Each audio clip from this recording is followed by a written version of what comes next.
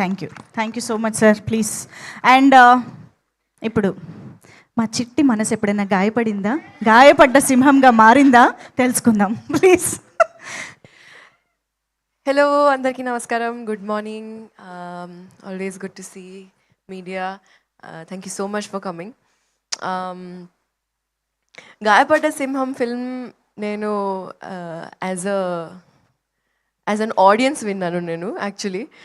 ఎందుకంటే I just wanted to SIT back and enjoy listening to the film.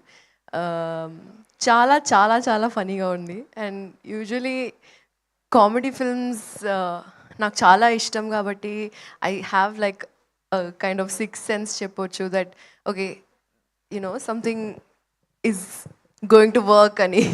So congratulations Kashyap for directing and writing and developing this film. A big thank you to Kalyan garu, Bhanu garu, Vijay garu and Pawan Sadhanini who brought me on board for this film. Thank you so much.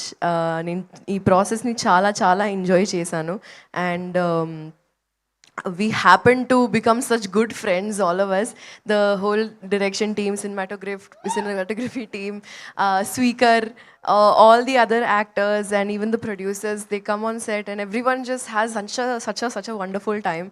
And Tarun Bhaskar gurinchi cheppalante, I think I've had such an amazing time with the timing, ikkada patkodam, jokulu, and he's like super interesting person. As you all know, meer fans untaru, meeku kuda telusu.